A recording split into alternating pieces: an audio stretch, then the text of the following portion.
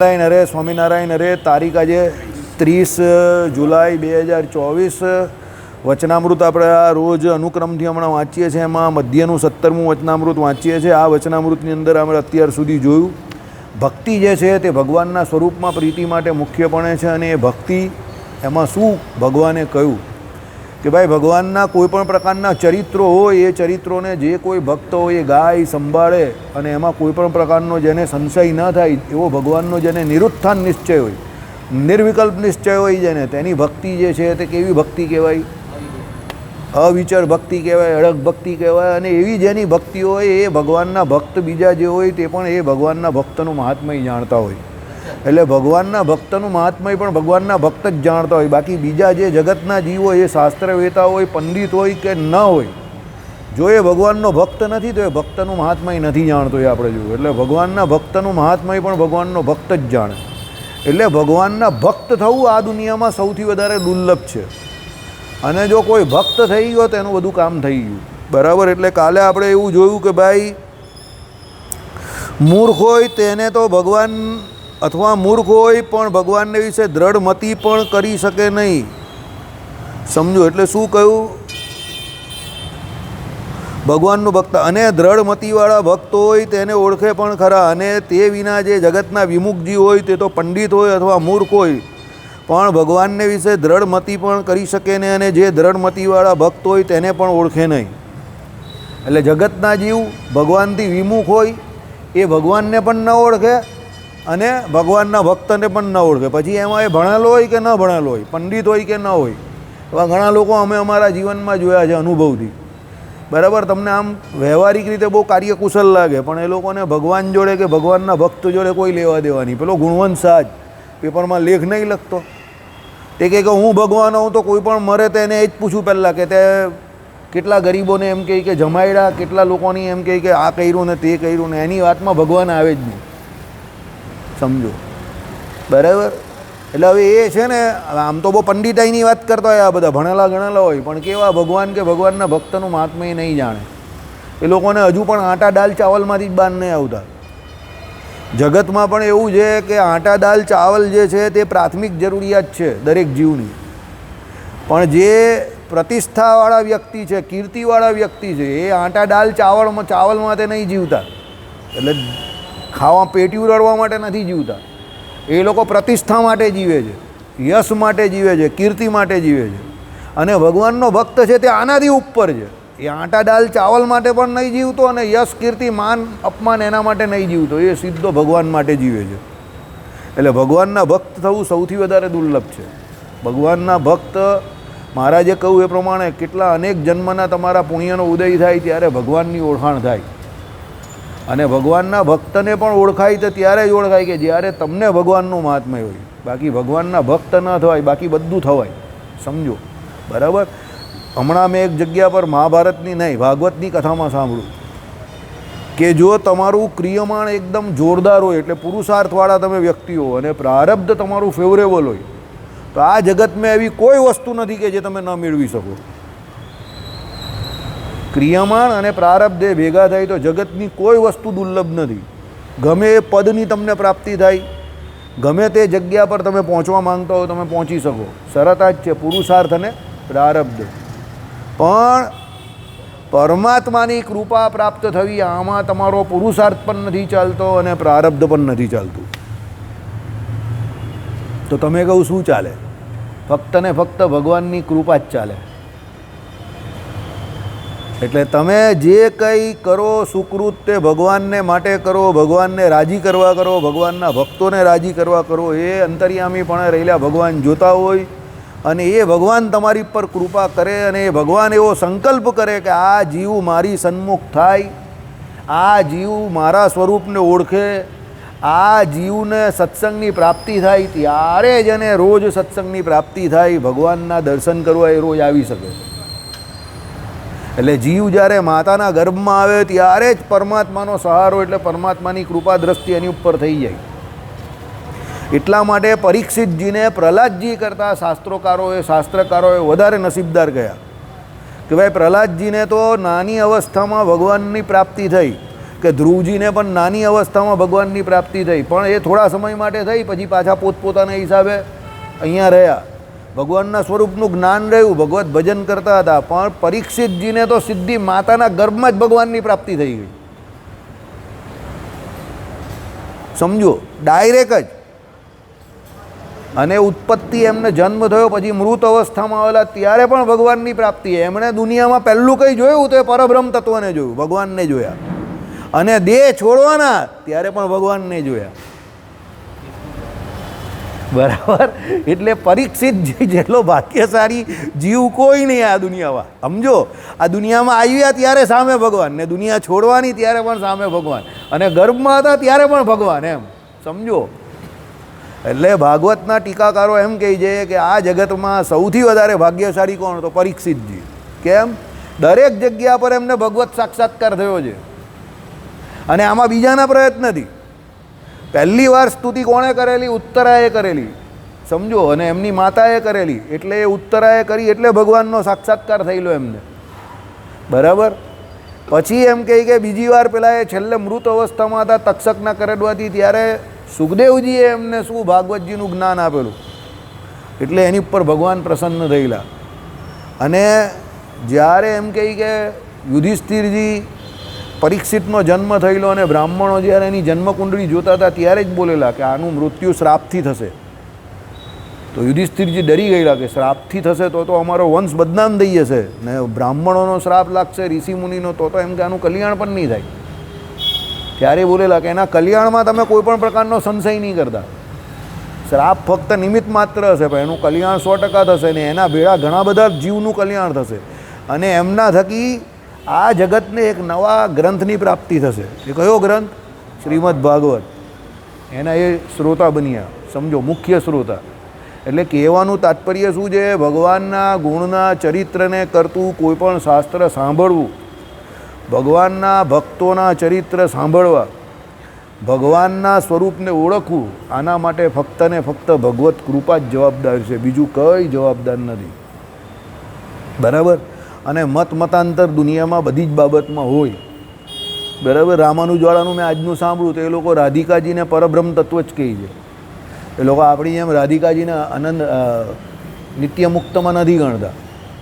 ને એ લોકો એના માટે પાછા શાસ્ત્રોના પુરાવા પણ આપે છે. સમજો, સંસ્કૃતમાં શાસ્ત્રના પુરાવા પણ એ લોકો આપે છે. હવે એ લોકો આપે છે તો આપે છે, એ લોકોની સમજણ મુબારક. કેમ? વિદ્વાનોમાં હંમેશા મતાંતર રહેવાના, એ આપણે નહીં જોવાનું. અને આ બધી જ્ઞાનવાળી બાબતમાં થોડું ઘણું અંશતઃ આમ તેમ હોય, વિશિષ્ટા દ્વૈતી હોય એમાં પણ હોય, ઘણી બધી બાબતમાં હોય. સમજો. એટલે એ આપણે જોવાનું નહીં. આપણે આપણા સંપ્રદાયનું જ્ઞાન જે છે તે લેવાનું ને શાંતિથી ભજન ભક્તિ કરવાની. બીજાનું 5-10% કે 20% આમ હોય તે જવા દેવાનું, કારણ કે બધે એવું છે જ અને રહેવાનું જ છે. પણ તમે બધાનું બધું જોવા જાઓ એવું તો પછી એ તો બધા આપણામાં બી ખામી હોય ને એનામાં પણ ખામી હોય, તો બધી ખામી જ ખામી દેખાયા કરે. પછી પોઝિટિવ કંઈ દેખાય જ નહીં તમને. બરાબર. એટલે એ આપણે આપણું કેશુ સ્વામી કે એ પ્રમાણે આપણે આપણું તત્વજ્ઞાન પાકું કરી લેવાનું, અને આપણે આપણું જાણી લેવાનું. બીજામાંથી જે કંઈ સાંભળો કે જે કંઈ કરો એમાં આપણું ફિલ્ટર રાખવાનું. ફિલ્ટર એટલે સમજી ગયા ને, કેટલું ગ્રહણ કરવાનું છે તે ફિલ્ટર રાખવાનું. નહીં ફિલ્ટર હોય તમારે તો પછી જવા દેવાનું. બરાબર. ચાલો. એટલે શું કહ્યું કે ભાઈ એ વિમુખ હોય તે એમ કહે કે ભગવાનના ભક્તને અને ભગવાનને ઓળખે નહીં, અને હરિજનનું મહાત્મય પણ જાણે નહીં. માટે ભગવાનનો ભક્ત હોય તે જ ભગવાનના ભક્તને ઓળખે, અને મહાત્મય પણ તે જ જાણે, જેમ ઉદ્ધવજીએ ગોપીઓનું અતિશય મહાત્મય જાણ્યું. ઉદ્ધવજી તો જ્ઞાની હતા, તો પણ એમને ભગવાનના ભક્ત પણ હતા જોડે, એટલે એ ભગવાનના ભક્તનું મહાત્મય જાણતા હતા. એમણે ગોપીઓને જોઈને કંઈ એવું ન થયું કે ભાઈ આ કંઈ ભણેલી નથી ને આ અબૂજ છે ને આ બધી જીદ પકડીને બેઠેલી છે ને આ હું ભક્તિને ભજનને ભગવાનની સ્મૃતિની ને ભગવાનને યાદ કરવાની વાત કરે છે. સમજો. હવે ઉદ્ધવજી જે લેવલના વ્યક્તિ હતા એવી રીતે તો વાત કરી જ ન શકતી હશે ને ગોપીઓ પણ. સમજો. પણ તો પણ એમણે ગોપીઓનો કોઈ કાળે જરા પણ અવગુણ ન આવ્યો, ઉલટાનું એમને બહુ મોટો ગુણ આવ્યો, અને એમણે ભગવાનને પણ સમજી લીધા કે ના, આ ભગવાને મને અહીંયા ગોપીઓ પાસે ઉત્કૃષ્ટ ભક્તિની મને પ્રાપ્તિ થાય એના માટે મોકલો છે. એટલે એ ભક્ત હતા એટલે એમણે ભગવાનનો તો ગુણ લીધો જ, ગોપીઓનો પણ ગુણ લીધો. એટલે ભગવાનનો ભક્ત હોય એ ભગવાનના ભક્તનો ગુણ જ લે, અવગુણ લેવો નહીં. સમજો, જે અવગુણ જોયા કરે એ આખી જિંદગી એની વૃત્તિ એવી થઈ જાય, એને પછી અવગુણ જ દેખાય. સમજજો. હમણાં જ એક જગ્યા પર મેં એક ડાયલોગ જોયો, એક મોટું બોર્ડ હતું ને એની અંદર પેલા જે બોર્ડ પર લખવાવાળો હતો ને એને પહેલો મોટો આટલો નાનો કાળો ટીકો કર્યો. આપણી આ કાળી બોલપેનથી આપણે સામે લખીએ જ ને એ બોલપેન જ હતી, એનાથી આમ સ્કેચ પેનથી ટીકો કર્યો. અને પછી પેલાને પૂછ્યું, સામે આર્મીમાં હતા, પેલો મેજર હતો ને પેલો બીજો હતો તે સૈનિક હતો આર્મીનો. એને પૂછ્યું, બોલ બોર્ડ पे क्या दिख रहा है? પેલો કહે કે બોર્ડ दिख रहा है और ये काला टीका दिख रहा है. मैं जानता था तू पहले काले टीके की ही बात करेगा, मैं जानता था तेरे मुंह से पहले काला टीका ही निकलेगा. बोलो कि साहब इसमें गलत क्या बोला? आपने पूछा क्या है तो मैंने बोला मैं जानता था तुझे ये पूरा बोर्ड जो 99% वाइट है वो नहीं दिखेगा, उसके ऊपर क्या लिखना है वो भी तुझे नहीं दिखेगा और वो सूझेगा भी नहीं, लेकिन ये काला टीका तुझे दिखेगा. तुम्हारे सोच की शुरुआत ही वहीं से होगी. तुम्हारी यही प्रॉब्लम है, पहले से मैं जानता हूँ कि जो कुछ भी दुनिया में नेगेटिव है वो तुमको पहले दिखता है, लेकिन जो पॉजिटिव है, जो कर सकता है वो तुम्हें दिखता ही नहीं है. બરાબર? જાડી નાખ્યો પેલાને બરાબર, પેલો ચૂપ થઈ ગયો એકદમ. એવી રીતે ઘણા લોકોને એવું હોય. સમજો કે ભાઈ એને નેગેટિવ પહેલાં દેખાય, ટીકા પહેલાં દેખાય. પણ હું તમને વારંવાર કહું છું, સર્જન શક્તિનું જે વ્યક્તિ કામ કરે છે, કે જે લોકો સર્જનાત્મક રીતે પ્રવૃત્તિશીલ છે, ક્રિએટિવ છે, એ ક્રિએટિવ લોકો પોતાની કલ્પના શક્તિથી બધું કરતા હોય. હવે કલ્પના શક્તિ એક એવી વસ્તુ છે કે જે કોઈ પણ બે વ્યક્તિની મળતી આવે નહીં. આ હાર બનાવે છે એમાં પણ 4 માણસ અલગ અલગ રીતે હાર બનાવે, કારણ કે એ ક્રિએટિવ વર્ક છે. એક કહેશે કે વચ્ચે સફેદ ફૂલની વચ્ચે લાલ ફૂલ વધારે સારું લાગે, બીજો કહેશે યલો સારું લાગે, ત્રીજો કહેશે આ સારું લાગે, ચોથો કહેશે ચંપો હોય તો જ આવે, પેલો કહે કે મોગરો હોય તો જ ચાલે. એમ કરીને બધા ક્રિએટિવ વ્યક્તિ અલગ અલગ વાત કરશે. સમજો, જોવાવાળામાં પણ એવું હોય પાછા. એટલે તમે જોજો, જેટલી પણ આવી ક્રિએટિવ ક્રિયાઓને લગતી સ્પર્ધા હોય ને, એમાં જજ કોઈ દિવસ એક નહીં હોય. કારણ કે કોઈ એક જજ હોય ને એના ઇન્ટરેસ્ટનું પેલો જે કોઈ કન્ટેસ્ટન્ટ હોય તે કરે નહીં, તો એ તો પેલો હારી જાય, તરત જ હારી જાય. જજ 5 કે 10 રાખે એ લોકો. કેમ? એ બધા અલગ અલગ ટેસ્ટના જજ હોય, બધાના ટેસ્ટ અલગ અલગ હોય. એટલે પેલા અલગ અલગ ટેસ્ટના અલગ અલગ કન્ટેસ્ટન્ટ આવે તે બધા વેચાઈ જાય, એટલે બધાને માર્ક્સ અલગ અલગ મળે. એટલે એ અલગ અલગ ટેસ્ટના જે અલગ અલગ પાછા એ જજ હોય તે કોઈ એક ફિલ્ડના નહીં હોય. જોજો, બધા અલગ અલગ ફિલ્ડના હોય. એટલે એ અલગ અલગ ક્ષેત્રના અલગ અલગ જજ પેલા અલગ અલગ જે સ્પર્ધકો છે એના વિશે શું વિચારે છે એ પ્રમાણે માર્ક્સ મળે. એમાં જે જીતે એને જીતેલો જાહેર કરે. કેમ? એ ક્રિએટિવ વર્ક છે, એ કોઈ દિવસ મેચ નહીં થાય બધાનું, એ અલગ અલગ જ આવે બધાનું. સમજો, કોઈને ભગવાન માટે એકલા ગલગોટાનો હાર ગમે, કોઈને એકલા તુલસીજીનો હાર ગમે, કોઈને ગુલાબનો હાર ગમે, કોઈને ચંપાનો ગમે ને કોઈને મોગરાનો ગમે. હવે આમાં ખરો કોણ ને ખોટો કોણ? ચાલો બોલો. કોઈને મિક્સ ગમે, કોણ ખરો ને કોણ ખોટો? બધા ભાવવાળા છે, બધા પોતપોતાના હિસાબે ફૂલ લઈને આવેલા છે, અલગ અલગ રંગના ને અલગ અલગ પ્રકારના, ને બધા હાર બનાવે છે અને બધાને ભગવાનને જ ધરાવો છે. તો આમાં ખરો કોણ ને ખોટો કોણ? આઈડિયા આવી ગયો તમને? એટલે those who are related with creative works, they always have difference of opinion. યાદ રાખજો. અને એ બધાના જે કોઈ ઓપિનિયન હોય એ દરેક ઓપિનિયનને તમારે સલામ મારવાની. સર્જનાત્મક કાર્ય હંમેશા રિસ્કી હોય, અને એ તમે સર્જન કરી નાખો, આખું બનાવી દેવું, એમ તમારી ફાઇનલ પ્રોડક્ટ જ્યારે બને પછી પણ એ સામેવાળાને ગમશે કે ન ગમશે એ મોટો ક્વેશ્ચન માર્ક, એ પ્રશ્નાર્થ જ છે. કારણ કે તમે જ્યારે એનું સર્જન કરો છો ત્યારે ફક્ત ને ફક્ત તમારી કલ્પના શક્તિ અંદર જોડાયેલી છે, તમારો ભાવ અંદર જોડાયેલો છે. પણ એ તમારો ભાવ અને તમારી સર્જન શક્તિ કે ક્રિયાત્મક શક્તિ બીજાને ગમે કે ન ગમે એ કંઈ કહેવાય નહીં. અરે તમે તમારી ઘરવાળી માટે 3-4 વસ્તુ લઈ જાઓ ને, ઘણી વખત એવું થાય કે એને એક પણ કલર નહીં ગમે, ને તમે 20-25 વર્ષથી એની જોડે રહેતા હો. તમે વિચાર કરો કે 25 વર્ષમાં આનો રંગ નહીં ઓળખી શક્યો. અરે બ્રહ્માજી નહીં ઓળખી શક્યા, તમે કાં ઓળખવાના?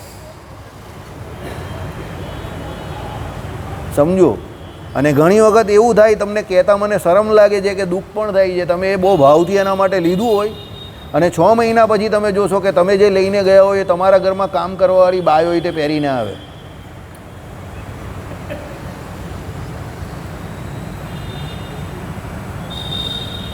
તમને તમારી ઘરવાળી કંઈ બોલશે નહીં, લઈ જ લેશે. પણ 6 મહિના પછી એણે શું કરેલું હોય, તમારી ઘરવાળીએ કામવાળા બેનને આપી દઈને પહેરીને આવે. પછી તમે જો નજરમાં હોય તમને, તમે જો કે આની પાસે આ કેવી રીતે પહોંચી ગયું, પણ તમારી કંઈ બોલાય જ નહીં.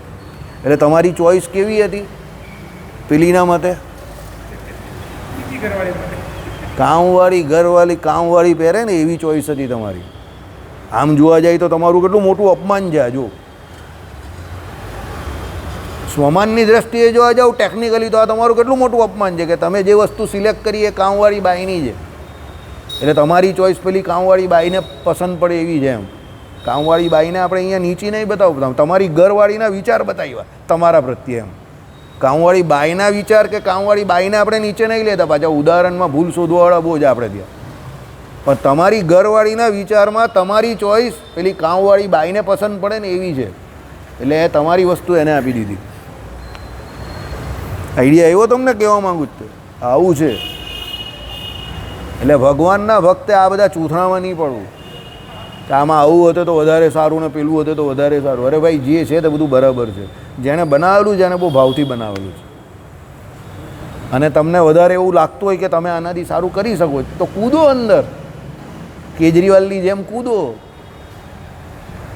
પછી બહારથી બેઠા બેઠા પોલિટિશિયન કરપ્ટેડ હોતે, પોલિટિક્સ તો બહુ ગંદી છે એમ કરીને ચા પીતા પીતા ને દૂધ પીતા પીતા પેપર વાંચતા વાંચતા રોજ 10 મિનિટ એની પાછળ બગાડવી, એના કરતાં અંદર કૂદી જાઓ. બરાબર? હવે અત્યારે ભાઈ ખાઈ છે હવા, કૂદી તો ગયા, હવે અત્યારે ભાઈ હવા ખાઈ છે. ચાલો, એટલે ભગવાનના ભક્તનું મહાત્મય પણ ભગવાનના ભક્ત જાણતા હોય. અને જેમ ગોપીઓએ ઉદ્ધવજીનું મહાત્મય જાણ્યું અને પુરુષોત્તમ છે તે, જેમ ઉદ્ધવજીએ ગોપીઓનું અતિશય મહાત્મય જાણ્યું તેમ ગોપીઓએ પણ ઉદ્ધવજીનું મહાત્મય જાણ્યું. બંને એકબીજાનું મહાત્મય જાણ્યું. ગોપીઓએ કેમ જાણ્યું કે ભાઈ આ શ્રી કૃષ્ણની જોડે કાયમ રહી છે અને શ્રી કૃષ્ણએ આને મોકલા, તો આનામાં કંઈ ખાસ હશે તો જ મોકલા ને. અને ભાગવતજીમાં ઉદ્ધવજીનું મહાત્મય તો બહુ કહ્યું છે. છેલ્લે શ્રી કૃષ્ણ ભગવાને એકાદશ કન્યા વિશે કહી દીધું છે કે અમે જેવા જ તમને જાણીએ છીએ, અમારાથી તમે અણુ સરખા પણ એક ઓછા નથી. કેવી રીતે? તમે અમારા સ્વરૂપને જેટલા અમે જાણીએ એટલા જાણો છો. આવું ભગવાન શ્રી કૃષ્ણએ સર્ટિફિકેટ લખી આપેલું છે ઉદ્ધવજીને. અરે 56 કરોડ આ બધા અત્યારે મને ઘણા લોકો કહે પેલો સ્વામિનારાયણને નથી માનતો એટલે નહીં સંભળાય એને, સ્વામિનારાયણને નહીં માનતો ને એમ કરીને બધા ઘણા લોકો મને દલીલ કરવા આવે છે. હમણાં આજકાલ બધું એવું બહુ ચાલે છે. તો મને હમણાં જ એક જગ્યા પર એવો વિચાર આવ્યો, અચિંતો બેઠેલો ને ત્યારે, મેં કહું શ્રી કૃષ્ણ ભગવાન આવ્યા અને 5352 વર્ષ થયા. જ્યારે હયાત હતા આજથી 5000 વર્ષ પહેલાં, ત્યારે શ્રી કૃષ્ણ ભગવાનને ભગવાન માનનારા કેટલા લોકો હતા 5000 વર્ષ પહેલાં? રામચંદ્ર ભગવાન હયાત હતા ત્યારે એમને ભગવાન માનનારા લોકો કેટલા હતા? પેલા ઋષિમુનિને એને છોડો, એ તો બધા ભગવત ભક્ત હતા બીજા. તો સ્વામિનારાયણ ભગવાન હજુ આવ્યા ને કેટલા વર્ષ થયા? તો પછી એને ભગવાન માનનારા લોકો કેટલા હોય? ઓછા જ હોય ને. તો જે નથી જાણતા તે અત્યારે કાળે કરીને નથી જાણતા, તે અત્યારે તો ઓછા જ હોય ને. ધીરે ધીરે જેમ સમય જશે એમ સ્વામિનારાયણ ભગવાનને ભગવાન લોકો વધારે માનતા થશે. 5000 ભગવાનના શ્રીજી મહારાજના શબ્દો છે કે 56 કરોડ યાદવ હતા, એમાં ભગવાનનું શ્રી કૃષ્ણ ભગવાનનું મહાત્મય કોઈ જાણતા નહીં હતા. એના ઘરના માણસ એને ભગવાન નહીં જાણતા હતા. બીજાની તો કા વાત કરો? શ્રી કૃષ્ણ ભગવાનના યદુવંશીઓ શ્રી કૃષ્ણ ભગવાનને ભગવાન નહીં જાણતા હતા, તો બીજાની કા વાત કરો? પછી કોઈ મને એમ કહે કે સ્વામિનારાયણને ભગવાન નહીં માનતા, તો એમાં નવાઈની કા વાત છે? ન માને, એમાં હજુ 200 વર્ષ થયા છે. માનશે 1000-2000 વર્ષ જોવા દો તો સ્વામિનારાયણ ભગવાનને પણ ઘણા બધા લોકો ભગવાન માનતા થઈ જશે.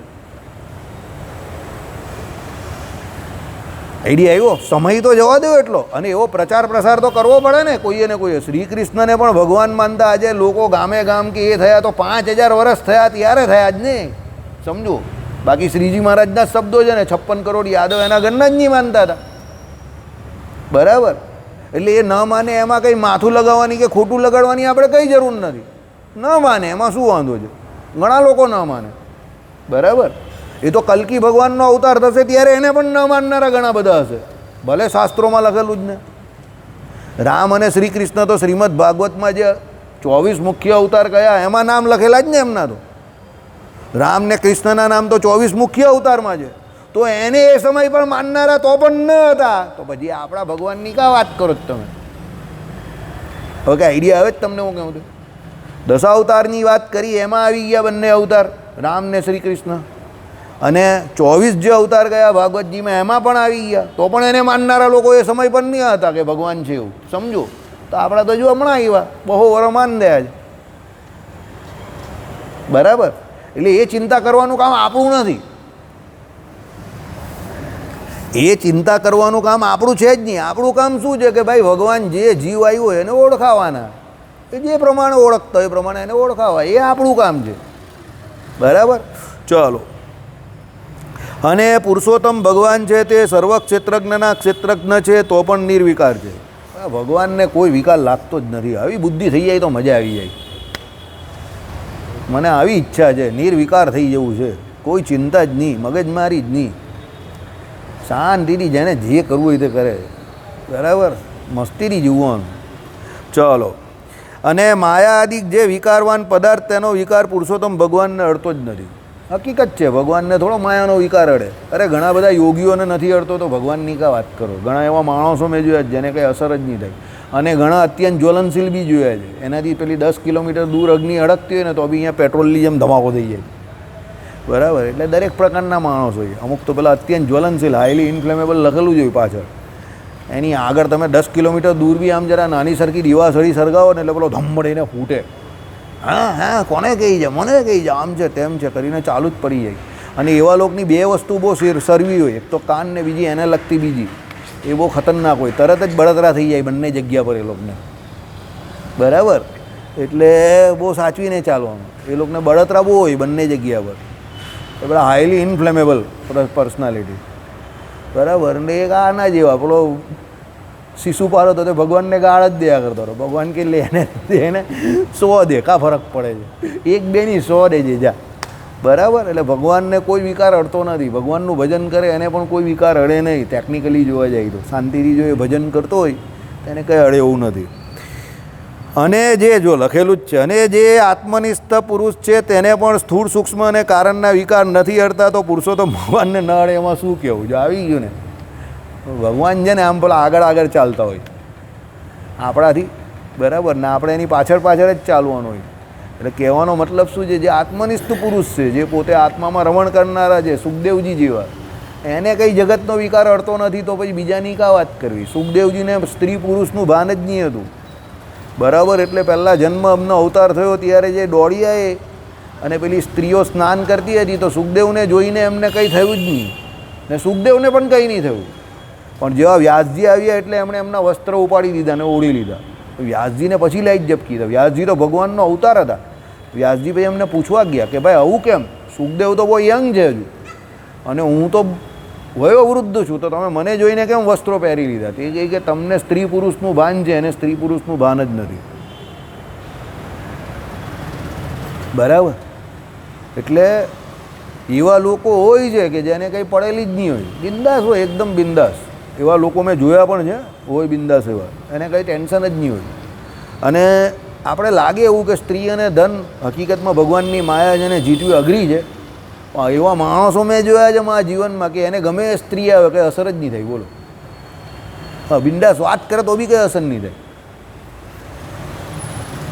એને કંઈ લાગતું ઓળખતું જ નહીં હોય એની જોડે, એવું લાગે. આપણે ત્યારે થાય કે આલું કહેવું પડે. એકદમ અતિશય નિર્વાસની કોઈ, સમજો. અને ધનને વિશે બી એ હોય, એ લોકોને ધનવાળી કંઈ ચિંતા જ નહીં હોય. એ લોકોને આપણે કહીએ ને કે હા લઈ જાની કંઈ નહીં, બહુ આસાનીથી કોઈની ઉપર વિશ્વાસ કરી નાખીએ એવું હોય. એ લોકોને કંઈ ચિંતા જ નહીં હોય. ત્યારે આપણે એમ થાય કે ના, હકીકતમાં ભગવત ભક્ત છે, આને ભગવાને એની માયાથી બચાવેલો છે. સ્ત્રી અને ધનરૂપી મારી માયા, સ્ત્રી અને ધનરૂપી મારી માયા, એમ ભગવાને જે કહ્યું હોય ને તે. અને એવા પણ આપણે જોયા છે કે જે જય સ્વામિનારાયણ બીજાનું ધન હોય કે ગમે તે હોય પછી સ્વાહા સ્વાહા જ કરતા હોય.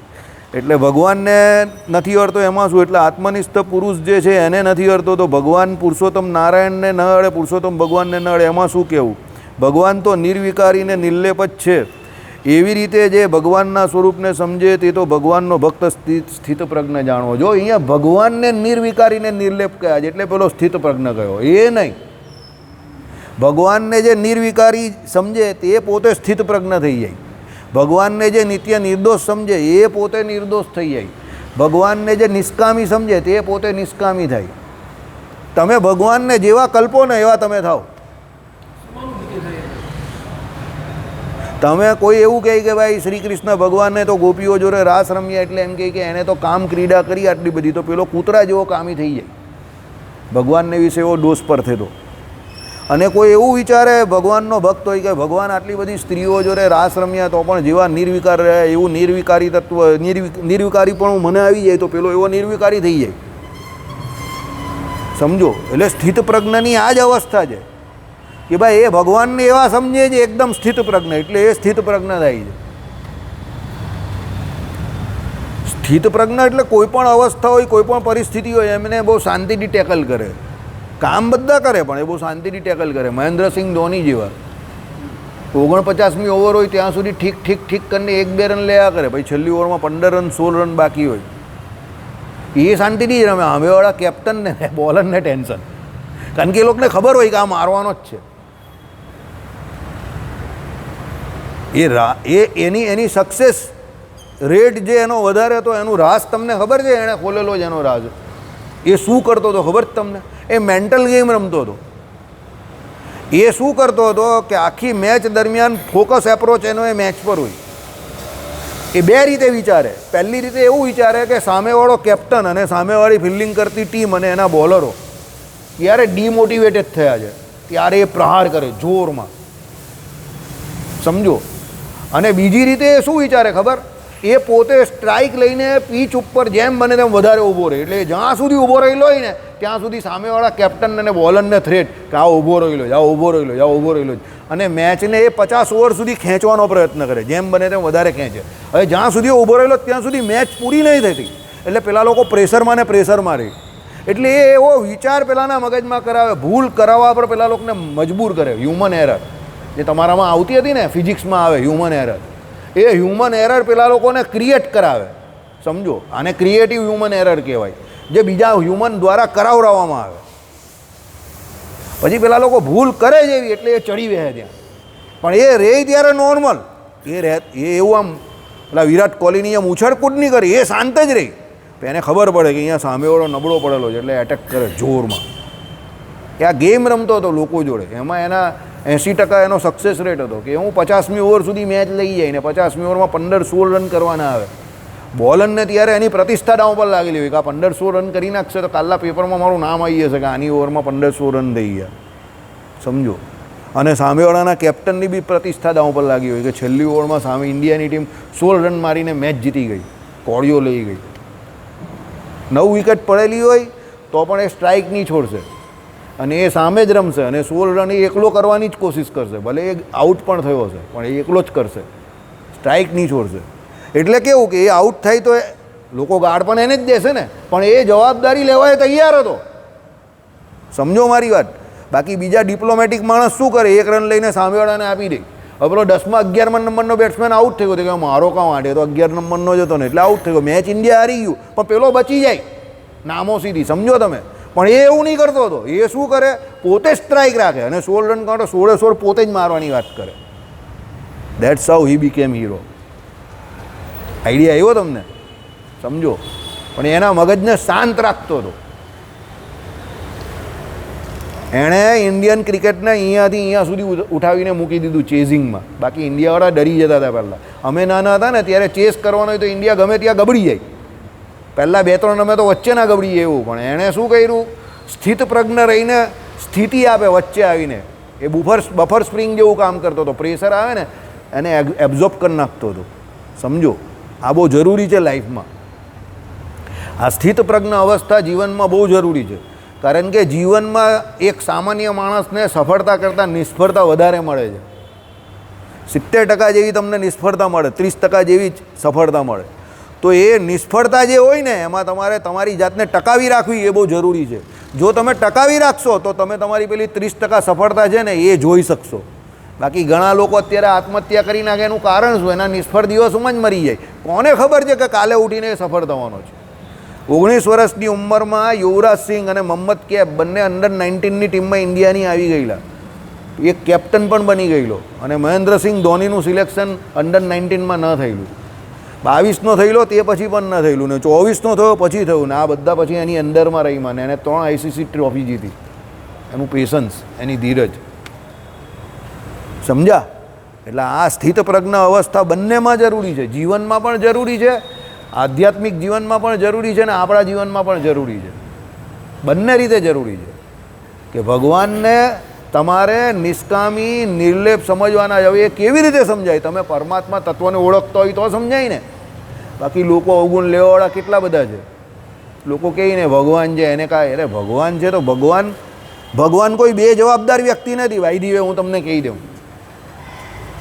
ઘણા લોકોને એવું હોય કે ભગવાન તો એકદમ બે જવાબદાર વ્યક્તિ છે, એને કાં કંઈ લેવા દેવા છે આપણી જોડે. સોરી, ભગવાન કોઈ બે જવાબદાર વ્યક્તિ નથી. ભગવાન અતિશય રિસ્પોન્સિબલ એટલે જવાબદાર વ્યક્તિ છે.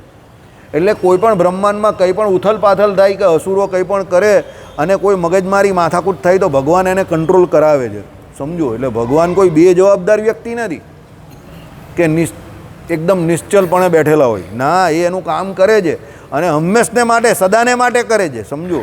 ઘણાને હોય ભગવાનને કાં કંઈ પડેલી, ભગવાનને પડેલી છે ભાઈ. સ્થિતિ રાખવાનું કામ એ જ કરે છે. એવું નથી કે કંઈ પડેલી નથી, પડેલી છે. પણ એ એને ટેકલ જે કરે છે તે બહુ પીસફુલી કરે છે, બહુ શાંતિથી કરે છે, સમજી ગયા? એ સમજવાનું છે. ચાલો, એટલે ભગવાન તો નિર્વિકારી ને નિર્લેપ છે. એવી રીતે જે ભગવાનના સ્વરૂપને સમજે તે ભક્ત સ્થિત પ્રજ્ઞ જાણો. આ પાછું મેં બીજી વાર એટલે કહ્યું કે તમારે એવું સમજવાનું જ તો તમે પણ એવા બનશો. ભગવાનને એવા જાણવાના છે. જેમ પોતાના આત્માને વિશે જેને સ્થિતિ થઈ હોય તેને સ્થિત પ્રજ્ઞ કહેવાય છે, તેમ જેને ભગવાનના સ્વરૂપને વિશે કોઈ જાતનો ઘાટ ન હોય અને જેમ ભગવાનનું સમર્પણ હોય ને તેનું ગાન કરે, તેમજ અસમર્પણ હોય તેનું પણ ગાન કરે. મને તો અસમર્પણાનું ગાન કરવામાં વધારે મજા આવે. મને તો આજે પણ રણછોડ રાયની જય બોલવામાં વધારે મજા આવે. ભગવાન ભાગી ગયા એ સીન જ બહુ જોરદાર, મારે તો જોવો જ એ સીન જ. ભગવાન ભાગે તો મજા આવે. ભગવાન કોઈને મારે એ તો નેચરલ વાત છે કે ભાઈ એ તો મારવાના જ છે યાર, એ તો સર્વ સામર્થ્ય યુક્ત છે. પણ ભાગે એમાં વધારે મજા આવે કે એ કેવા ભાગે છે પણ જોઈએ ને જરા, સમજો. ભગવાન મથુરાથી જે ભાગતા ભાગતા ભાગતા પોરબંદર જુનાગઢ સુધી ભાગી ગયા, મુચકુંદની ગુફા સુધી જે ભાગ્યા, તો મને એ જોવાની વધારે મજા આવે. મારે એ તો નોર્મલ જ છે ને, ભગવાન કોઈને પણ મારી નાખે, એમાં કાં કંઈ નવું છે? કોઈને હરાવવો કે કોઈને મારવો એ તો ભગવાન તો અનંતકોટી બ્રહ્માંડના ના જ છે. તો સંકલ્પ માત્રથી અનંતકોટી બ્રહ્માંડને તાળીકા ફાડીને બાળી નાખે, તો માણસની કાં વાત કરવાની? પણ એ ભાગે એમાં વધારે મજા આવે. ભગવાનને પછી પેલા યશોદાજી જે ફટકારતા હતા ને એ ગભરાઈને દોડતા હતા, એ જોવાની વધારે મજા આવે. ફટતી તો તેરી બી હે, ઉસકો દેખને કા મજા ही कुछ और है, ભલે એ એક્ટિંગ કરે છે. માખણ ચોરીની લીલા કરતા હતા અને યશોદાજી એમને ડરાવતા હતા અને ભગવાન આમ એકદમ પેલા નાના છોકરાની જેમ આમ ડરી જતા હતા. અને એ જે આમ એના હાવભાવ હતા ને આમ કરીને જે ભગવાને ગોપીઓ જ્યારે ફરિયાદ કરે ને ભગવાન જે આમ કરીને પેલા છોકરાની જેમ યશોદાજીની સામે આમ ભોળા ભાલા થઈને ઊભા રહી જતા હોય, તમે અમે વિચાર કરો એ સીન કેવો જોરદાર હે. તમે આમ ખાલી ઇમેજિન કરો તમારી કલ્પના શક્તિમાં. નીચી આંખ રાખીને આમ એવા ઊભા રહી, હે કનૈયા કાના બોલ, ये गोपी क्या बोल रही है, तूने माखन चोरी की है? तो ये જે આમ કરતા હોય એ મજા આવી જાય કે નહીં જોવાની? વિચાર કરો કે અનંતકોટી બ્રહ્માંડનો નાથ જે જુઠ્ઠું બોલે છે ટેકનિકથી, તો આપણે મજા આવે જ ને. જો ઇસકો બી ડર લગતા હે, ત્યારે આપણે એવું લાગે કે આને બી ડર લાગે છે. જે બી.આર. ચોપડાની મહાભારત હતી ને એમાં જે યશોદાજી અને શ્રી કૃષ્ણ ભગવાનની લીલા હતી હકીકતમાં જોવા જેવી હતી, બરાબર. એટલે એ ભગવાન જ્યારે આવી લીલા કરે ને, મનુષ્ય સદ્રશ લીલા અસમર્થપણું દેખાડે ત્યારે જોવાની વધારે મજા આવે, સમજો. કારણ કે જો ભગવાન હીરો તરીકે તો હીરો રહેવાના જ છે, એ તો હીરો તો હોય જ. પણ ભગવાન જ્યારે હીરોથી નીચે જઈને કંઈ કામ કરે ને આપણા જેવું, ત્યારે વધારે મજા આવે. કે ચોરી કરે આ તે, પછી પેલો દડો અંદર ચાલ્યો જાય ને બધા ના પાડે, અને ભગવાન પેલા અબૂત છોકરાની જેમ ચાલ હું કૂદી પડું જેમ કરીને અંદર જઈને સીધા કૂદી જ પડે વગર વિચારે. આપણે એમ કાં તો કૂદી પડ્યો અને બધા ગભરાઈ જાય એકદમ. ત્યાંના નાના બાળ એમના સખાઓ અને બધા આવીને ભેગા થઈ જાય ત્યાં નંદજીને બધા, ત્યારે બધાને એમ થઈ જાય કે આ અંદર કૂદી પડ્યા. પછી જે કરે એ તો બધી દિવ્ય લીલા, પણ પહેલાં જે જોશમાં ને જોશમાં કૂદી પડે, આ જોવાની જ કંઈ મજા હોય છે, સમજો. એટલે એકચ્યુઅલી એવું છે કે ભગવાનનું અસમર્થપણું કે મનુષ્ય સદૃશ લીલા જોવાની વધારે મજા આવે, જો તમને નિશ્ચય હોય તો. કારણ કે એમાં ભગવાન બધું આપણા જેવું કરે છે, સમજો. દિવ્ય લીલામાં તો આપણા જેવું કંઈ આવે નહીં, કારણ કે આપણે થોડા કંઈ પેલો ગોવર્ધન ઉચકી શકવાના જ આમ કરીને, બરાબર. એ અમારા પેલા ભાઈ હતા એવી તો હમણાં બોમ્બેથી 2 ગુંડા લઈને આવું છું, તમે જોવો નહીં, આખો મોહલ્લાનો મોહલ્લો તમારો હલાવી નાખશે. પંચોલીસરીમાં મારામારી થઈ, એક રિક્ષાવાળો અમારો ફળિયાવાળો ઝઘડો કરીને આવ્યો. પંચોલીસરીવાળો કે તને જોઈ લઈએ, તું હવે તમે લોકો અહીંયા જોવું નહીં, હમણાં બોમ્બેથી 2 ગુંડા લઈને આવું છું, મારી પાસે બોમ્બેના 2 ગુંડા છે એમ કે. હમણાં ફળિયામાં આવ્યો અને 2 છોકરાઓને લઈ ગયો, ચાલો આપને જવાનું જ ફરવા, અને પંચોલીસરીમાં લાવીને મૂકી દીધા. ને ત્યાં જઈને પછી બહાર નીકળીને બૂમ પાડી, જો બોમ્બેથી ગુંડા લાવેલો એમ કે તમારી આજે આવી પડી. પેલા બે અંદર વિચાર કરે કે આ બોમ્બેના ગુંડા કોણ છે? પછી પેલો કે આ તો આપણે જ કહેતો લાગે. પેલા બંને બહાર જ નીકળે, પછી તો બંને બી એને પકડીને અંદર બેસી ગયા. પેલા લોકો બી ગભરાય ને આ લોકો બી ગભરાય. સીન કેવો જોરદાર, તમે કોમેડી પિક્ચરમાં લેવા જેવો સીન ને. અને પેલો જોર જોરમાં બૂમ જ પાડ્યા કરે, તમે બહાર તો નીકળો એમ કોઈ બોમ્બેથી ગુંડા લઈને આવેલો છે. પેલા બી વિચાર કરે કે આ બોમ્બેના ગુંડા કોણ છે, ને પેલા બી અંદર વિચાર કરે કે બોમ્બેના ગુંડા કોણ. સીન કેવો જોરદાર સીન ને, બરાબર. તમે કોઈ ફિલ્મમાં જોયો એવો સીન ને, આ રિયલ સીન હતો, એકદમ રિયલ સીન. પેલા કહે કે આ બોમ્બેના ગુંડા અંદર બેસી જ રહેજો, તમે બે જ છો એમ કહી ગયા. પેલા બંને કહે આ તો આપણે જ કહી છે. પેલા બે કહે 15 મિનિટ તો અમારા છે ને એમ કહી ગયા, હાજા ગગડી ગયેલા. આ એમ કહે કે જીવ મોડામાં ગળામાં આવી ગયેલો, કે કોઈ 10 જણા બી જો નજીક આવ્યા તો આપણી હાલત ખરાબ. પેલા લોકો પણ બહાર નહીં આવ્યા અને આ લોકો પણ બહાર નહીં નીકળ્યા. પછી રિક્ષા ટન માનને ચાલે આવ્યા, પેલા બંને માદા પડી ગયા ઘરે જઈને. પણ પાછી પેલા ફળિયામાં આવીને વાત કરી તો જે લોકો હશે તે હશે. પેલા બે ઉપર એ કે આની જોડે કોઈ દિવસ જવાનું નહીં, એ કે ચાલો ફરવા જઈએ. ત્યાં જઈને આવું કહી દીધું. તમને પણ મજા આવી ગઈ કે નહીં? બરાબર. એટલે આવી ભગવાનની લીલા હોય તો કેટલી મજા આવે, વિચાર કરો. પછી પેલો શિશુપાલ હતો, એ લક્ષ્મીજી જોડે એટલે રૂક્ષ્મણીજી જોડે લડવા પરણવા માટે તૈયાર થઈને આવ્યો, અને ભગવાન રૂક્ષ્મણીજીને જ ઉપાડીને ચાલ્યા ગયા. પેલો બિચારો વરરાજો ત્યાંનો ત્યાં રહી ગયો. આ કામ બી બહુ જોરદાર કર્યું ભગવાને. પેલો તૈયાર થઈને આવ્યો ને એની ઘરવાળીને જ ઉચકીને ચાલ્યું જાય કોઈ. આ કામ બહુ 58 કર્યું ભગવાને. મને આવા બધા ચરિત્રો બહુ ગમે, સમજો. હવે આવું કરે તો બહુ મજા. પેલો કહે કે આવું કેવી હાલત થઈ ગઈ, બરાબર. તો પછી શિશુપાલ આમને આમ બેઠેલો હતો, કે હું હારી ગયા આમ તેમ. પછી આવ્યો કોણ ખબર? એટલે જરાસંઘ આવ્યો. જરાસંઘ કહી તને તો એક વખત, મને તો કેટલી વાર હરાઈ નાખ્યો છે. એ બંને નખતા. તો પેલો કે હું એક જ વખત આવ્યો, ચાલ તો મારાથી બી મોટા અહીંયા પડેલા છે હારવાવાળા તો. એટલે બધા ભેગા થઈ ગયા. એટલે સમજવાનું કે જ્યારે સામેના પક્ષે બધા વધારે ભેગા થઈ જાય એટલે તમારે નિરાશ નહીં થવાનું. તમારો પક્ષ મજબૂત છે અને તમારો સામનો કરવા માટે આટલા બધા લોકોએ ભેગા થવું પડે છે. એટલે એનો મતલબ શું? તમે ઓટોમેટિકલી મજબૂત છો, મોદીની જેમ, કે સામે બધાએ ભેગા થવું પડે છે, સમજો. તેમ શ્રી કૃષ્ણ ભગવાનને હરાવવા માટે જરાસંઘ, શિશુપાલ, પેલો રૂકમી, કેટલા બધા તૈયાર થયેલા. ભગવાન મજા લેયા કરતા હતા શાંતિથી બધાની. એટલે આવા ચરિત્રમાં તો બહુ મજા આવે. ભગવાન રૂક્ષ્મણીજીને બી ઉપાડીને લઈ આવ્યા, વિચાર કરો, બરાબર. અને ગયેલા કેવી રીતે? ખાલી એક લેટર, એક પત્ર. પેલા બ્રાહ્મણ પાસે રૂક્ષ્મણીજી એક લેટર મોકલો, ખાલી પત્ર. અને એ ભગવાને વાંચ્યું. ભગવાન કે આ તો આપણે જ બોલાવેલા છે. સીધા પહોંચી ગયા ત્યાં લગ્નમાં જ પેલાના, અને બહારથી જ ઉપાડીને ચાલ્યા આવ્યા. પેલો બિચારો બેન બાજા છે નહીં જોડે ત્યાં આવ્યો, એકલો ગયો ને એકલો જ ગયો પાછો આવીને. એની હાલત કેટલી ખરાબ થઈ હશે, વિચાર કરો તમે. એટલે આવા ચરિત્રમાં બહુ મજા આવે મને તો. જો હું વખતા હોઉં ને તો આવા ચરિત્ર વધારે ગાઉં, લોકોને બી મજા આવે. કે જોજો ભાઈ, તમારામાંથી કોઈ એવો રહી નહીં જાય, ગયો એ લગ્ન કરવાના, પેલું કોઈ બીજું લઈને ભાગી જાય તો તમારે પાછી બારાત લઈને પાછા જવું પડે. પાછા તમે જો ભગવાનના એક પણ લગ્ન સાદાઈથી સીધા નહીં થયા, બધા જ લગ્નમાં તોફાન, બરાબર. એટલે તોફાન નહીં થાય તો લગ્ન થાય નહીં, ભગવાન એવું કહે છે. હા, 7મે કેતુ હતો ભગવાનને, શ્રી કૃષ્ણને. પહેલા સ્થાનમાં ચંદ્ર રાહુ ને 7મે કેતુ હતો. 7મે કેતુ એનું લગ્ન જીવન એવું જ જાય, ધનાધની ભનાભમીવાળું. ભગવાને ગ્રહો નક્ષત્રોને પણ પૂરું માન આપ્યું કે ભાઈ આપના લગ્ન બધા અવાજ થશે, તોફાની. હવે કોઈ બધા ઘરે જઈને જોતા નહીં કે આપણી કુંડળીમાં 7મે કેતુ છે કે નહીં, બરાબર. નહીં તો પાછા મારી પાસે લોહી પીવા આવશો, બરાબર. ચાલો, એટલે તો આયા બધા જોશે કે આપણા લગ્નમાં સાથને કહેતું નથી ને તોફાન થાય થાય અમુક થાય એટલે થાય જ. અમે જોયું છે, તમે જોઈ લો અભિષેકના ઐશ્વર્યવાળું લગ્ન થયેલા ત્યારે જ આપણે કહેલું કે એને પેલીને મંગળ છે અને પેલો સાદો છે, તો એ લોકોએ બધું કરાવ્યું. પણ જો મને ત્યારે જ ડાઉટ હતો કે આ ખોટા લગ્ન થઈ રહેલા છે.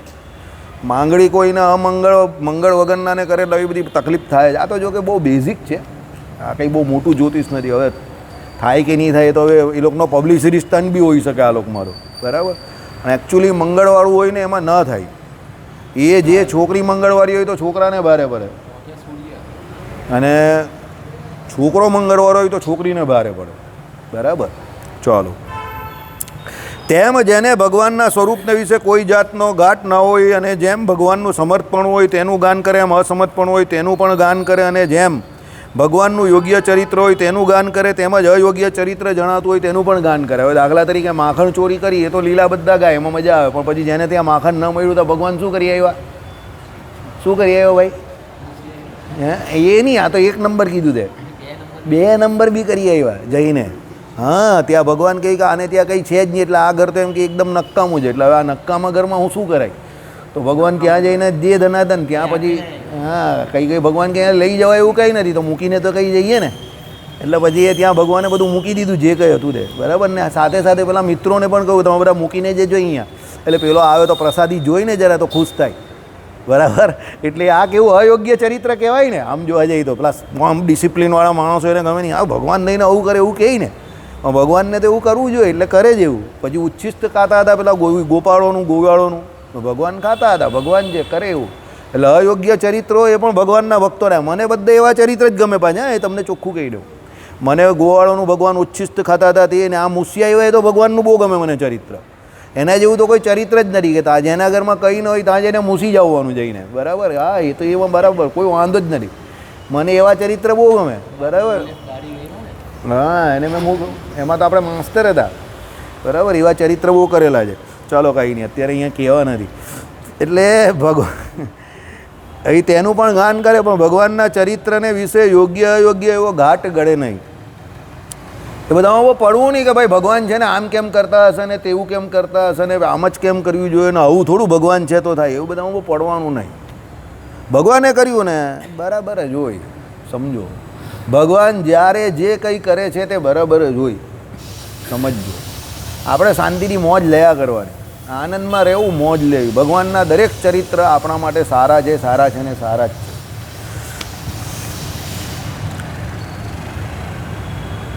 એટલે અયોગ્ય ચરિત્રને વિશે ઘાટ ગળે નહીં એવો જે ભગવાનનો ભક્ત હોય તેને પુરુષોત્તમના સ્વરૂપને વિશે સ્થિત પ્રજ્ઞ જાણો. એટલે સ્થિત પ્રજ્ઞ એને જ કહ્યો છે, બરાબર.